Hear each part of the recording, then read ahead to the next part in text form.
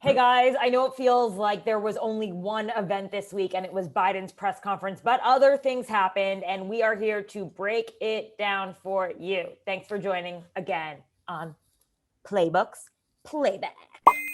3, 2, 1. Here we go.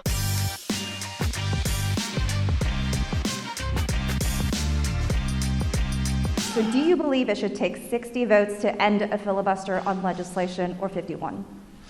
If we could end it with 51, we would have no problem.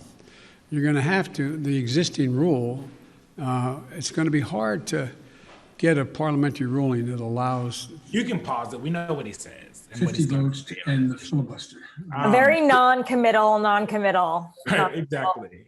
I mean, the thing, he talks about the talking filibuster, guys, which is basically, if you've seen Mr. Smith Goes to Washington, where he goes up there and the senator has to go up there and he continues to talk until time runs out.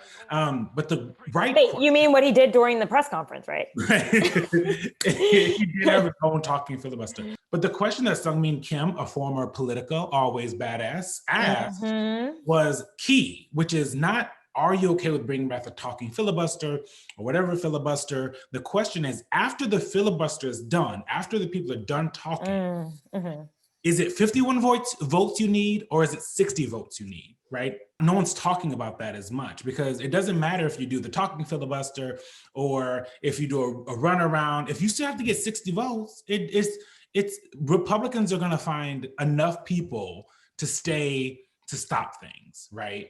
Also, like, could you imagine covering a vote that includes a talking filibuster? You're literally there for, I mean, they already do that. Basically, they drag things out forever. But imagine that. It could be like days long just to vote. Oh, they'd be on reading, everything. Like, you know, Dr. Republicans would Seuss. be reading Dr. Seuss, or they'd be like playing with the potato heads. Yeah, it would be a clown show. You argue the filibuster is not rooted in racism. Historians differ on this. Are you concerned about the perception? If it is used against advancing voting rights, certainly the public perception is that Republicans are going to use this tool to make it harder for Black people to vote. Yeah, actually, historians do not agree. It has no racial history at all, none. So there's no dispute among historians about that. There is. It does actually. I think you should start with that one, Eugene. I just don't even know. It's just not true. The thing that everyone is talking about, and he knows this, is Strom Thurmond's famous filibuster against the Civil Rights Act, right? And civil rights legislation. If they cannot pass voting rights, Democrats are choosing between the filibuster, protecting the filibuster, or allowing Black people and brown people the right to vote unimpeded in this country.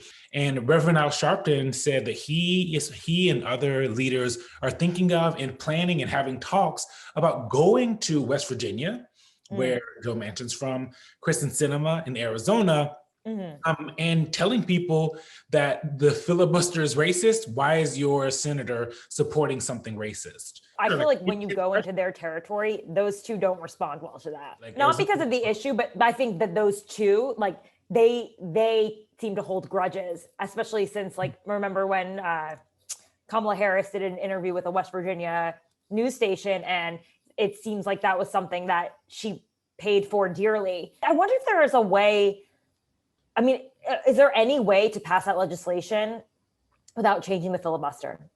No, there's just no way, especially when you have Republicans across the country and the party like restricting voting rights in the name of election integrity. So there's like, the party is clearly doing something that doesn't go in line with like getting on board with HR 1 or HR 4, which has not passed the House yet, but is a bill that would basically add in key provisions to the Voting Rights Act. It's John Lewis Voting Rights Act.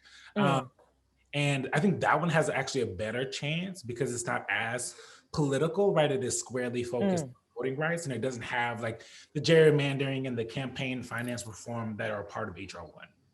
Senator from Connecticut just said, it's time for us to do something. I agree. It is time for us to do something. And every time there's a shooting, we play this ridiculous theater where this committee gets together and proposes a bunch of laws that would do nothing to stop these murders. What happens in this committee after every mass shooting is Democrats propose taking away guns from law-abiding citizens because that's their political objective. Senators and Ted Cruz too, all of them are all about theater. So I'm not sure, this idea that he's not doing that exact same thing right now is untrue. I think he got a lot of blowback about this moment because it was the day after. And unfortunately, there is no will in the Senate, and to be specific, with Republicans, advocates, gun advocates, and normal Americans are having this conversation like, why isn't anyone doing anything? You've got a Democrat in the White House, Senate, Congress, all Democrat. And this is such a big agenda item for Democrats. And it's like hearing infrastructure first, which is actually more of a Republican issue. It's kind of like, I'm sure is extremely frustrating for the base, the Democratic base.